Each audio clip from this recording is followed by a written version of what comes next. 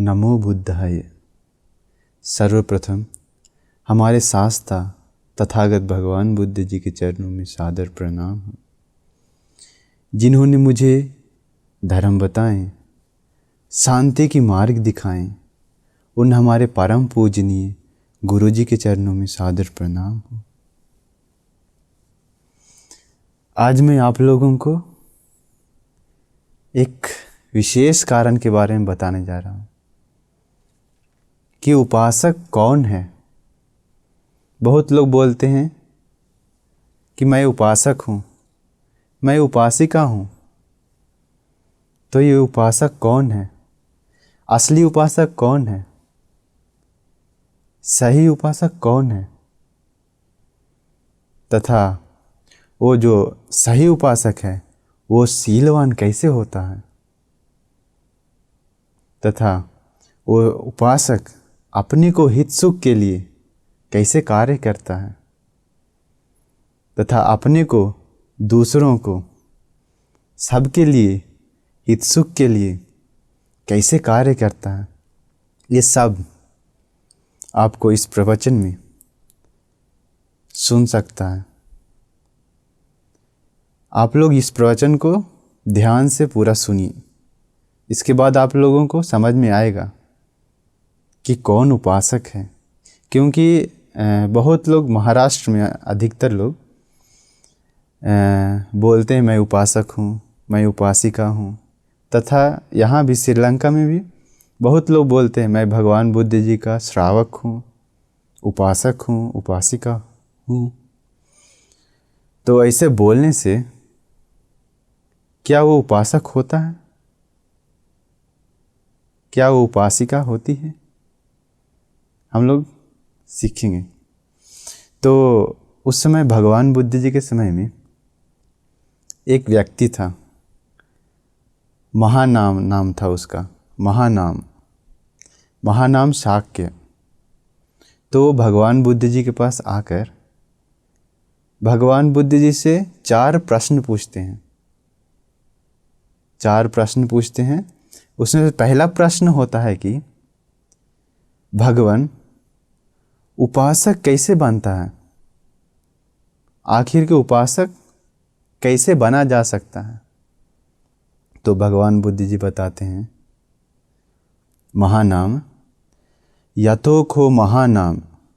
महानाम, जो कोई व्यक्ति बुद्धं शरणं गतो होती, भगवान बुद्ध जी का शरण में गया है तो, धम्मं शरणं गतो होती, धर्म की शरण में गया है तो, संघं शरणं गतो होती, संघ की शरण में गया है तो, एतावता खो महानाम उपासको होती।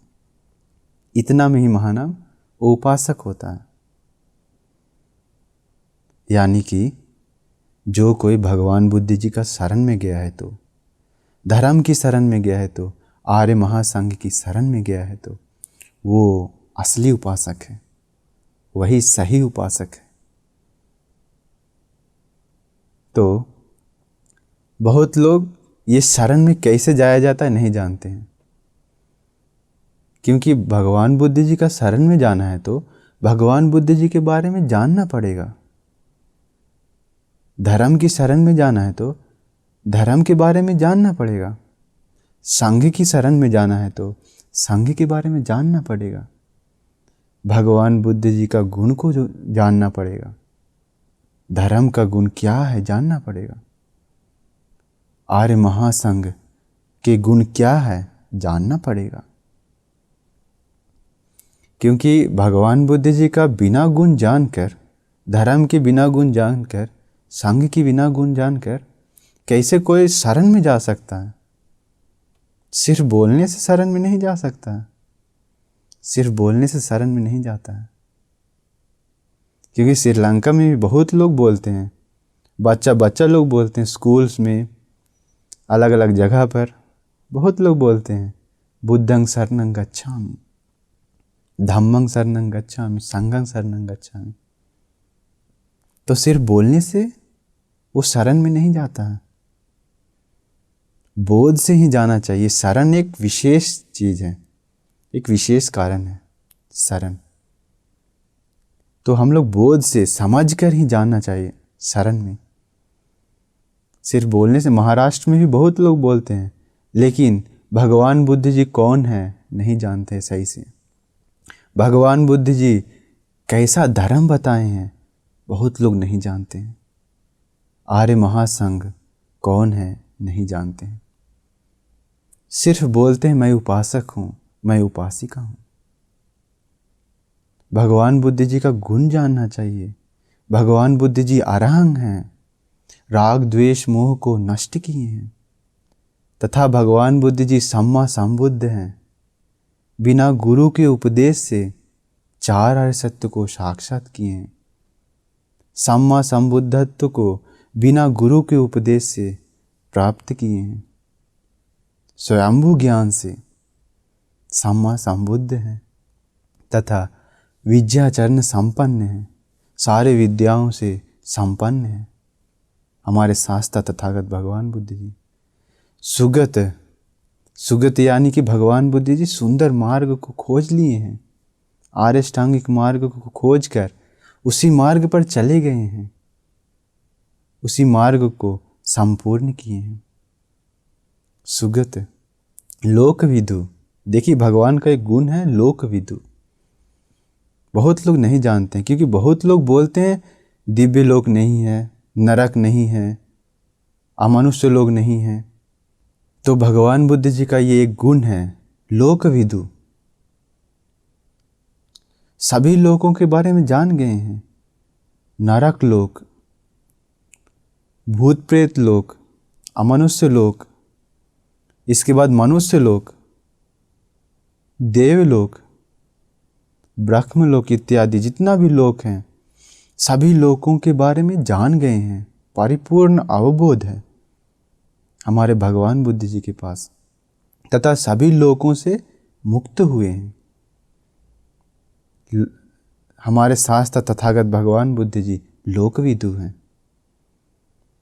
अनुत्तरो पुरुष धम्म सारथी, इसका मतलब भगवान बुद्ध जी सुधारने में मुश्किल मनुष्य बहुत सभी लोगों को भगवान बुद्ध जी सुधार दिए हैं। सुधारने में उत्तम गुरु हैं, शास्त्र हैं। अनुत्तरो पुरुष धम्म सारथी सत्था देव मनुष्यानम, यानी कि ये भी एक भगवान बुद्ध जी का गुण है, सत्था देव मनुष्यानम। आप लोग जानते हैं, बहुत लोग बोलते हैं देवता नहीं है, देवता नहीं है। तो भगवान का एक गुण है सत्था देव मनुष्यानम। सत्ता यानी शास्त्र, गुरु, देव यानी देवताओं का, मनुष्यानंग यानी मनुष्यों का। सत्ता देव मनुष्यानंग, सभी देव मनुष्यों का शास्त्र है, गुरु हैं हमारे तथागत भगवान बुद्ध जी। सत्ता देव मनुष्यानंग, हमारे भगवान बुद्ध जी बुद्ध हैं। बुद्ध यानी कि भगवान बुद्ध जी जो कुछ प्राप्त किए हैं, 4 आर्य सत्य को साक्षात किए हैं, वो 4 आर्य सत्य सभी लोगों को बता दिए हैं। यानी दुखों से मुक्ति का मार्ग सभी लोगों को दिखा दिए हैं। सिर्फ अपने पास नहीं रखे हैं, सभी लोगों को बांट दिए हैं। बुद्ध हैं एवं भगवान बुद्ध जी इस सभी गुणों के साथ खुशी से जीवन बिताने में भाग्यवान थे। हमारे तथागत भगवान बुद्ध जी के बारे में गुण जानना चाहिए। इसके बाद शरण में जा सकता है भगवान का। गुण जानने के बाद, भगवान बुद्ध जी के बारे में जानने के बाद हम लोगों का मन में खुशी उत्पन्न होता है, प्रीति उत्पन्न होता है, श्रद्धा उत्पन्न होता है। श्रद्धा उत्पन्न होने के बाद हम लोग शरण जाते हैं, बुद्धं शरणं गच्छामि बोलकर। देखिए, सिर्फ बोलने से नहीं होता, भगवान के बारे में जानना चाहिए। बुद्धं शरणं गच्छामि बोलकर शरण जाते हैं। फिर उसके बाद धम्मं शरणं गच्छामि, धर्म की शरण में जाते हैं। धर्म की शरण में जाना है तो धर्म क्या है जानना पड़ेगा। धर्म क्या है?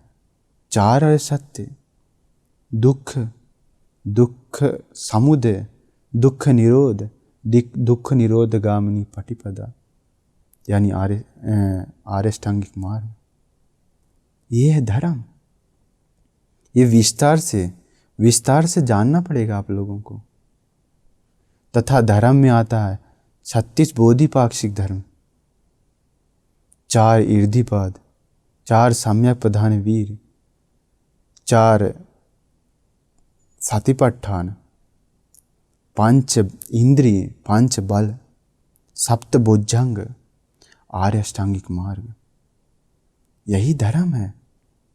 ये सब आप लोगों को अच्छा से ये सब के बारे में जानकारी होना चाहिए। इसके बाद धर्म के ऊपर हम लोग के मन में खुशी आता है, प्रीति उत्पन्न होता है। इसके बाद हम लोग शरण जाते हैं। धर्म का और गुण है स्वाक्षातो भगवता धम्मो सांदिट्टिको अकालिको एहि पस्सिको औपनयिक पश्चात्तम वेदितव्यो विनियोहेति। ये सब जानना पड़ेगा। इसका अर्थ क्या है वो सब जानना पड़ेगा। इसके बाद धर्म की शरण में जाते हैं, धम्मं शरणं गच्छामि बोलकर। देखिए, बहुत लोग नहीं जानते हैं ये कि शरण कैसे जाया जाता है, शरण कैसे जाया जाता है। फिर आर्य महासंघ के बारे में, आर्य महासंघ के बारे में हम लोग जानना चाहिए। उनका गुण क्या है? सुपटिपन्न, उजिपटिपन्न, न्यायपटिपन्न, सामीजिपटिपन्न, आहुनेय, पाहुनेय, दाक्षिणेय, अंजलिकरणीय, अनुत्तरं पुण्यक्षेत्रं लोकस्य। ये सब जानना चाहिए। हिंदी अर्थ, इसका अर्थ अच्छा से समझकर उसके बाद हम लोग का मन में खुशी उत्पन्न होता है आर्य महासंघ के प्रति कि ऐसा ऐसा गुण से संपन्न है। इसके बाद हम लोग शरण जाते हैं, संघं शरणं गच्छामि बोलकर। देखिए, तो भगवान बुद्ध जी बताए हैं, जो कोई भी यतोखो महानाम बुद्धं शरणं गतो होति, धम्मं शरणं गतो होति, संघं शरणं गतो होति, एतावता खो महानाम उपासको होति।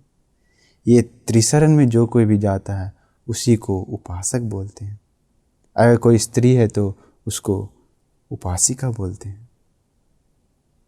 देखिए, क्योंकि ये धर्म की शरण में जाना मतलब बहुत एक विशेष है। धर्म के रास्ता पे जो कोई भी जाता है तो उन लोग को धर्म के द्वारा ही हम लोग को आरक्षा मिलता है। भगवान बुद्ध जी बताए हैं, धम्मो हवे रक्षति धम्मचारी। जो कोई भी धर्म की रास्ता पे चलता है तो उसको धर्म सुरक्षा करता है। कैसे सुरक्षा करता है? छत्तम महंतं यथावश्य कालो। वर्षा समय में, बारिश होते समय हम लोग छाता लेकर, बड़ा छाता हम लोग के पास है तो हम लोग भीगते नहीं हैं, हम लोग सुरक्षा रहते हैं उससे। उसी प्रकार से हम लोग को धर्म सुरक्षा करता है। ऐसानि संसो धम्मो सुचिन्नो। जो कोई धर्म की रास्ता पे चलता है तो उन लोग को एक और आनिसंस यह है कि, मतलब फायदा यह है कि न दुर्गति गच्छति धम्मचारी। वो धर्म की रास्ता पे चलने वाला धर्मचारी कभी भी दुर्गति में नहीं जाता है, कभी नहीं जाता है। यानी कि हमेशा सुगति में जाता है, स्वर्ग में जाता है। देखिए कितना सुंदर है। इसलिए हमेशा हम लोगों को धर्म के अनुसार ही जीवन बिताना चाहिए, धर्म के साथ ही रहना चाहिए, त्रिशरण में जाना चाहिए। क्योंकि बहुत लोग भगवान बुद्ध जी के समय में भी बहुत लोग अलग अलग प्रकार के बात बोलते थे। बहुत गुरु लोग थे, बोलते थे पर्वत की शरण में जाओ, पेड़ की शरण में जाओ, जंगल की शरण में जाओ, इससे तुम्हारा दुख दूर हो जाएगा। उस समय भगवान बुद्ध के समय में बहुत लोग था एक भगवान बुद्ध के समय में था, क्या उसका नाम था अग्गिदत्त। उसका नाम था अग्गिदत्त। वो अग्गिदत्त ऋषि जी थे, वो बहुत फेमस थे। तो उसका शिष्य 10,000 था, 10,000 शिष्य साधु लोग था। तो ये अग्गिदत्त ऋषि जी ही आचार्य थे। तो वो आचार्य सभी लोगों को बताते थे कि अगर तुम लोगों का मन, अपने शिष्य लोग को बताते थे, तुम लोग का मन में राग या कुछ भी अकुशल उत्पन्न हुआ है तो होगा, तो ये नदी से थोड़ा बालू लेकर यहाँ पर डालो। एक जगह बताया। तो सभी शिष्य लोग क्या करते थे, कभी जब भी मन में राग उत्पन्न होता है तो या कुछ भी अकुशल उत्पन्न होता है तो क्या करते हैं, नदी में जाकर बालू लेकर एक जगह बताएं वहाँ पर डालते था। देखिए, इन लोग जानता नहीं है मन में राग उत्पन्न होने से हम लोग क्या करना चाहिए। मन में अकुशल उत्पन्न होने के बाद हम लोग उससे कैसे मिटाना चाहिए, उन लोग नहीं जानता था। हमारे भगवान बुद्ध जी सभी चीज़ बता दिए। फिर उसके बाद उन लोग वैसे करने लगा। समय के अनुसार वहाँ पर बहुत बालू जमा हो गया, बहुत जमा हो गया बालू का ढेर लग गया वहाँ पर।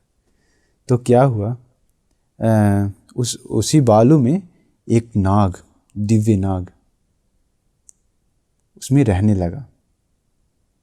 और नाग बहुत विषैला था, रिद्धि सिद्धि से युक्त था। तो वो नाग उसमें वो बालू पर ही रहने लगा। तो नाग के पास कोई भी नहीं जाता क्योंकि सभी लोग डरता था। तो उसी समय वो ऋषि जी भी, वो आचार्य था जो अग्गिदत्त, वो आचार्य सभी लोगों को, अपने शिष्य लोग को बोलता था कि तुम लोगों को दुख से मुक्त होना है तो, मुक्ति चाहिए तो पर्वत की शरण में जाओ, पहाड़ों की शरण में जाओ, पेड़ पौधा की शरण में जाओ, जंगलों की शरण में जाओ, मंदिर की शरण में जाओ, इत्यादि अलग अलग प्रकार के शरण बताया।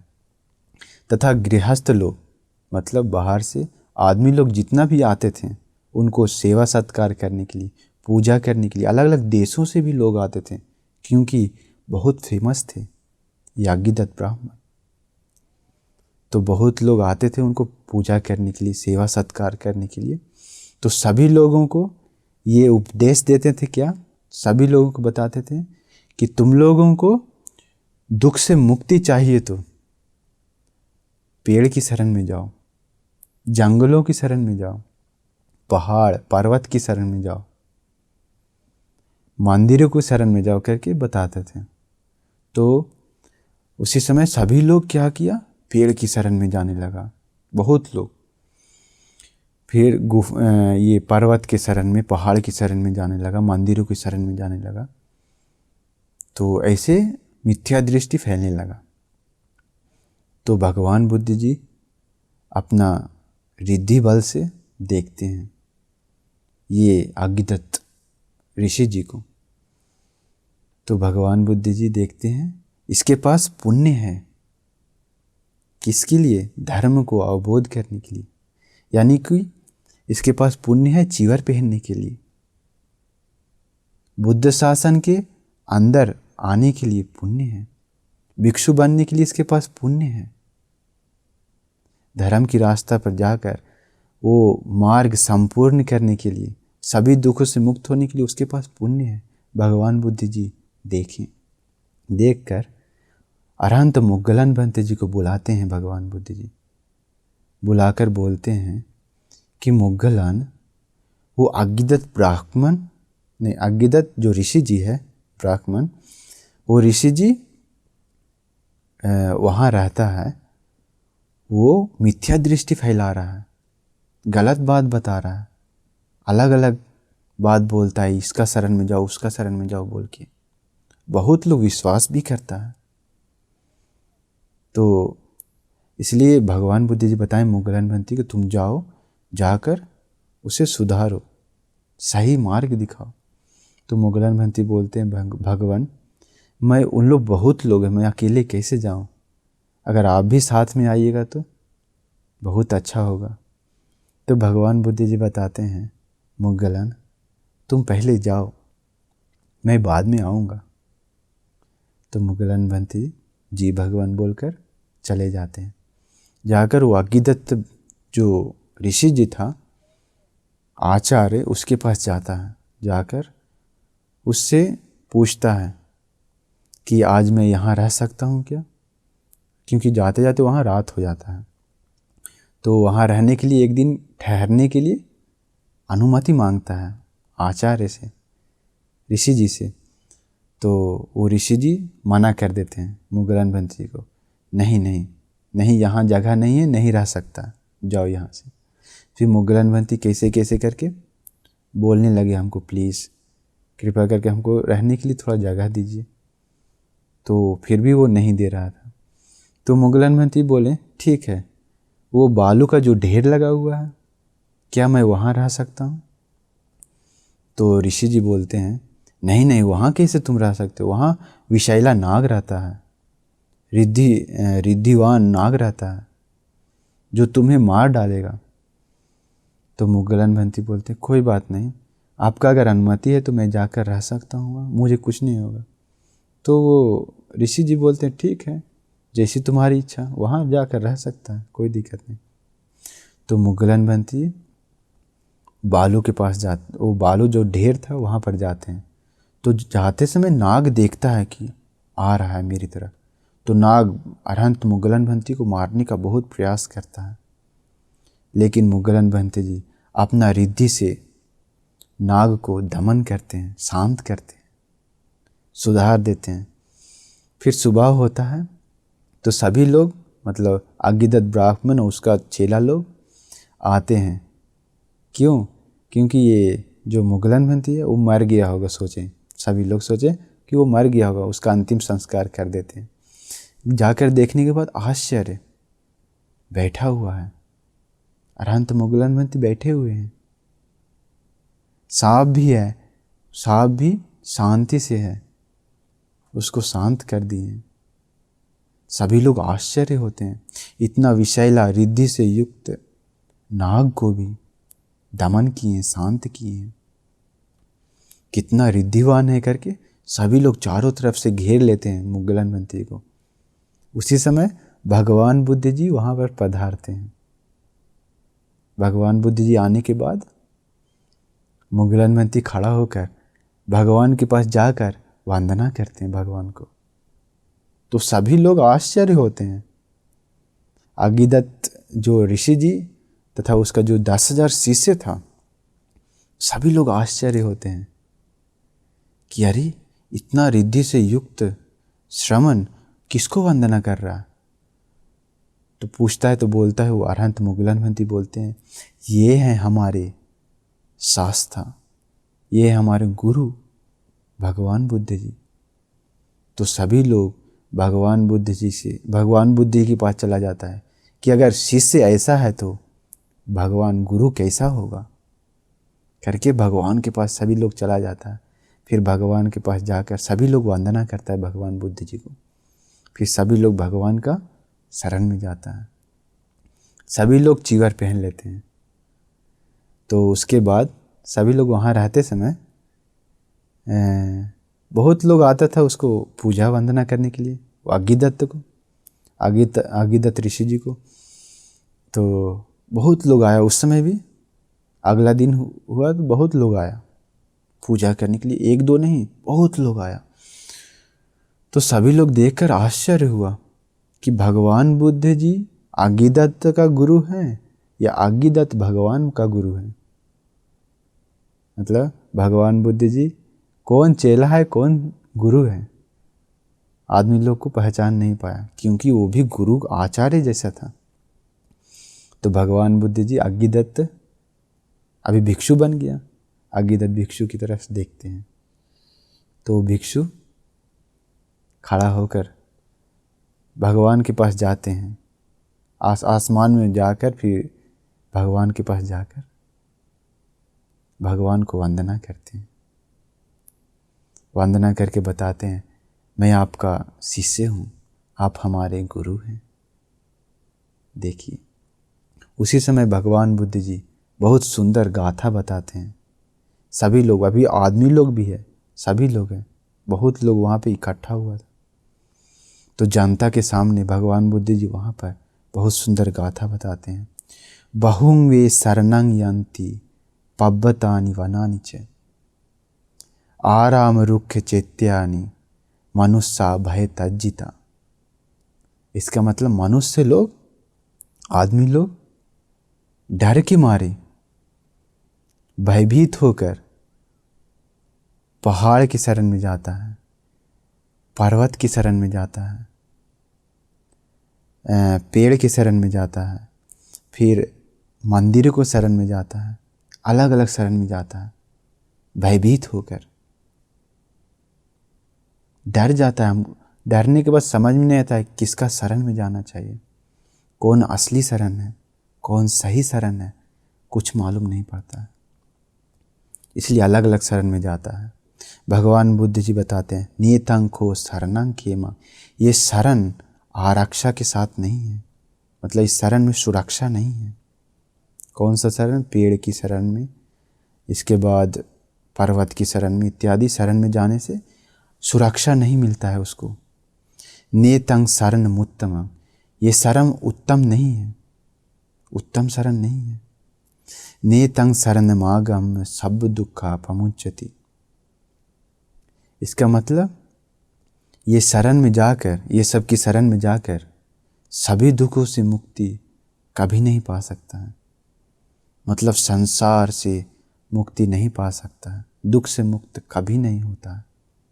फिर भगवान बुद्ध जी बताते हैं, योच बुद्धंच धम्मंच, जो कोई भगवान बुद्ध जी का धर्म का, संघंच शरणंगतो, संघ की शरण में जाता है, भगवान बुद्ध जी का धर्म की शरण, संघ की शरण में जाता है, तो चत्तार्यार्य सच्चानि सम्मप्पञ्ඤाय पश्यति, चार आर्य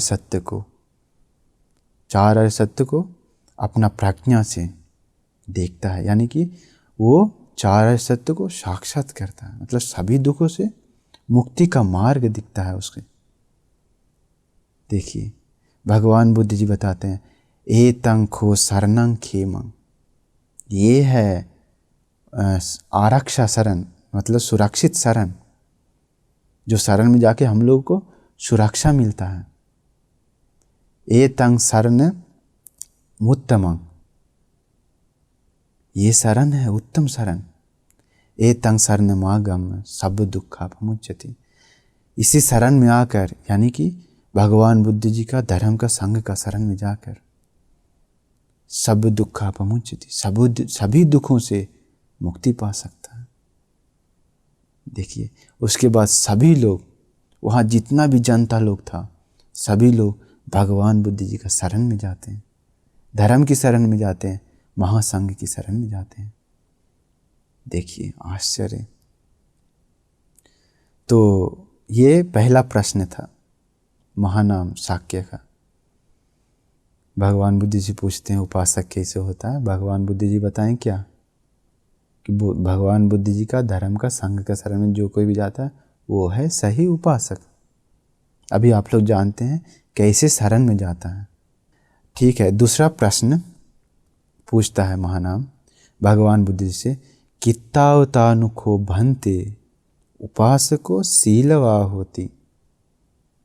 भगवान, उपासक शीलवान कैसे होता है, यानी कि कोई भी उपासक होने के बाद उसको और भी कर्तव्य है, मतलब जो कोई भगवान बुद्ध जी का धर्म संघ की शरण में गया है तो उसको और करने का बहुत चीज़ है, उसके बाद वो शीलवान होता है। तो ये उपासक बोलता है कैसे शीलवान होता है, ये महानाम पूछता है भगवान बुद्ध से, उपासक शीलवान कैसे बनता है। तो भगवान बुद्ध जी बताते हैं, यथो को महानाम उपासको, महानाम जो कोई उपासक पानाति पाता पठवीर तो होती, प्राणी हिंसा नहीं करता है, अदिन्ना दाना पठवीर तो होती, चोरी कभी नहीं करता है, कामे सुमिच्चाचारा पटिविरतो होती, यानी कि गलत काम कभी नहीं करता है, यानी कि व्यभिचार कभी नहीं करता है। अपना पत्नी है तो उसी से खुश होता है, दूसरा स्त्री के साथ कभी गलत काम करने नहीं जाता है। चौथा है मुसावादा पटिविरतो होती, कभी भी झूठ नहीं बोलता है, चाहे तो अपना जान ही क्यों ना चला जाए, लेकिन झूठ कभी नहीं बोलता है।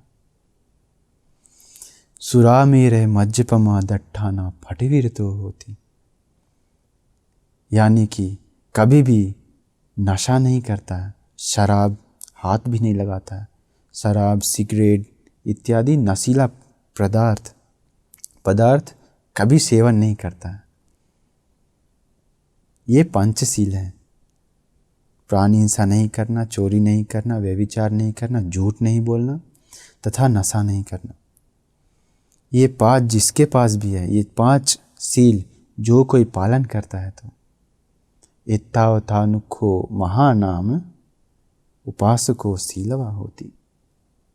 भगवान बुद्ध जी बताते हैं महानाम इतना में ही उपासक सीलवान होता है। देखिए कितना आश्चर्य है।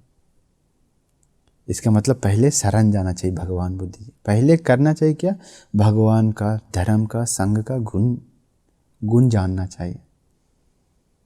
उसके बाद हम लोग खुशी उत्पन्न होता है, उसके बाद हम लोगों को श्रद्धा उत्पन्न होता है, उसके बाद हम लोग शरण में जाते हैं, उसके बाद हम लोग शीलवान होते हैं। आप लोग गृहस्थ हैं तो आप लोग पंचशील सुरक्षा कीजिए। इसके बाद पूर्णिमा के दिन एवं अमावस्या के दिन उपोषणशील सुरक्षा कीजिए। तो भगवान बुद्ध जी ये पंचशील बताते हैं, उसी से वो उपासक शीलवान होता है। दूसरा प्रश्न का उत्तर, तो हम लोग को हमेशा धर्म की रास्ता पे ही चलना चाहिए, क्योंकि भगवान बुद्ध जी बताए हैं जो कोई भी धर्म की रास्ता पे चलता है तो भगवान बुद्ध जी बताएं सुई जानो भवंग होती सुई जानो पराभव। धर्म की रास्ता पर मतलब चलने में जो उन्नति पाता है, उन्नति की ओर जो जाता है, उसको खोजना बहुत आसान है। कौन उन्नति की ओर जाता है और कौन उन्नति की ओर नहीं जाता है, उसे भी खोजना बहुत आसान है। सुई जानो भवंग होती सुई जानो पराभव। भगवान बुद्ध जी बताते हैं उसके बाद धम्म कामो भवंग होती धम्म देसी पराभव। इसका मतलब जो कोई धर्म को पसंद करता है तो उन लोग उन्नति की ओर जाता है, उन्नति प्राप्त करता है, आगे बढ़ता है। धम्म देसी पराभव, धर्म को द्वेष करता है तो धर्म को अपनाता नहीं है, मतलब धर्म के साथ गुस्सा है। धम्म देसी पराभव, जो कोई भी धर्म को पसंद नहीं है तो गुस्सा है तो उन लोग उन्नति कभी नहीं पाता है, हमेशा गिरता है। देखिए खोजना बहुत आसान है। जो धर्म को पसंद करता है उन लोग उन्नति प्राप्त करता है, जो धर्म को पसंद नहीं करता है उन लोग नीचे गिरता है, उन्नति कभी नहीं पाता है। तो धर्म मतलब जो भगवान बुद्ध जी बताए हैं, आप लोग धर्म के बारे में भी सीखना चाहिए, समझना चाहिए, फिर उसके बाद धर्म की शरण में जाना चाहिए। इसके बाद आप लोगों को उन्नति की ओर जा सकता है। इसके बाद महानाम उपासक भगवान बुद्ध जी से तीसरा प्रश्न पूछता है, क्योंकि ये जो शीलवान है वो जो शरण गया है, उन लोग शीलवान होने के बाद उन लोग को बहुत सुरक्षा प्रदान होता है, कभी भी दुर्गति में नहीं जाता है। उस समय पहले के लोग, एक उपासक था, वो बहुत ही अच्छा उपासक था, भगवान बुद्ध जी का शरण गया था, धर्म संघ की शरण गया था, फिर उसके बाद वो शीलवान था, हमेशा धर्म सुनता था, हमेशा संघ को सेवा करता था, हमेशा पंचशील हमेशा सुरक्षा करता था। तो वो उपासक एक समय नाव से यात्रा करने निकला, मतलब समुद्री रास्ता से गया नाव से। उसी नाव में 700 लोग था, छोटा नाव नहीं, बहुत बड़ा नाव था। तो क्या हुआ, बीच में रास्ता में, यानी कि समुद्र में बीच में वो नाव छिद्रा हो गया, नाव में पानी घुसने लगा अंदर। सभी लोग मृत्यु भय से डरने लगे, सभी लोग चिल्लाने लगे, सभी लोग अपना अपना देवताओं को याद करने लगे, सभी लोग भयभीत हो गए। लेकिन एक व्यक्ति था वहाँ पर जो हल्ला कुछ नहीं, चिल्ला नहीं रहा है, शांति से बैठा हुआ है, खुशी खुशी। कौन है वो उपासक। वो उपासक। तो सभी लोग देखता आश्चर्य है, ये उपासक आराम से खुशी से बैठा हुआ है, इसे कोई चिंता नहीं मृत्यु का, मरने से कोई डर नहीं इसे। तो इसका कारण क्या है, सभी लोग पूछता है उससे कि सभी लोग चिल्ला रहा है, डर रहा है, तुमको कुछ नहीं हो रहा है, तुम शांति से बैठे हुए। तो वो बताता है, मैं भगवान बुद्ध जी का शरण में गया हूँ, धर्म की शरण में गया हूँ, संघ की शरण में गया हूँ, एवं मैं पंचशील सुरक्षा करता हूँ, इसलिए मुझे डर नहीं है, मृत्यु से भी डर नहीं है। देखिए, इसके बाद सभी लोग खुशी होते हैं, सभी लोग बोलते हैं, 700 लोग था, सभी लोग बोलते हैं हम लोगों को भी शरण दो, भगवान का शरण, धर्म संघ की शरण हम लोगों को भी दो, शीलवान हम लोगों को भी बनाओ, क्योंकि मरने वाला है अभी सब लोग। तो सभी लोग, 700 लोग था, एक बार में सभी लोग को त्रिशरण पंचशील नहीं दे सकता था। तो बताया 100-100 करके ग्रुप बनने के लिए। तो 100-100 करके 7 भाग में बट गया सब लोग। तो पहला ग्रुप को त्रिशरण में पंचशील समाधान देने के लिए देते समय सभी लोग को पैर तक पानी आ गया था। दूसरा ग्रुप को देते समय घुटना तक आ गया, तीसरा ग्रुप को देते समय कमर तक आ गया, चौथा ग्रुप को देते समय पेट तक आ गया, पांचवा ग्रुप को देते समय छाती तक आ गया पानी, छठा ग्रुप को देते समय गर्दन तक आ गया था, सातवां ग्रुप को देते समय ऊपर तक आ गया था पानी। अभी सब लोग डूबने वाला है। अभी सभी लोग 700 लोग शीलवान हैं, त्रिशरण में गया है, तो सभी लोग वहीं पर डूबकर मर जाता है। सभी लोग दिव्य लोक में जाता है, स्वर्ग में जाता है। देखिए, त्रिशरण पंचशील सुरक्षा करने का फायदा। न दुर्गति गच्छति धम्मचारी, कभी भी दुर्गति में नहीं जाता है धर्म की रास्ता पर चलने वाले लोग। फिर तीसरा प्रश्न पूछता है महानाम कि भगवान बुद्ध जी अपने को हित के लिए, मतलब जो उपासक है वो अपना हित के लिए कैसे कार्य करता है, दूसरा को हित के लिए नहीं करता है, सिर्फ अपना हित के लिए। तो भगवान बुद्ध जी बताते हैं, जिस किसी व्यक्ति के पास श्रद्धा संपत्ति है तो, लेकिन वो अपने पास सिर्फ रखता है, दूसरों को नहीं बताता है। श्रद्धावान है तो, मतलब मैं श्रद्धावान हूँ, दूसरों को नहीं बताता है, तो वो सिर्फ अपने को हित सुख के लिए होता है, दूसरों के लिए नहीं। दूसरा है शीलवान, शील संपत्ति।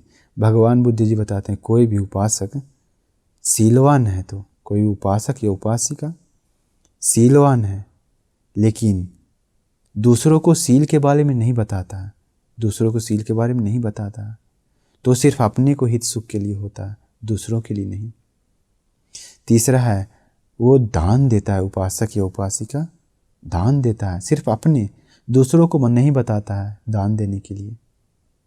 तथा चौथा है, भिक्षु संघ को, भांति लोगों को देखने के लिए पसंद है, अपने सिर्फ पसंद है, दूसरों लोग को बताता नहीं है।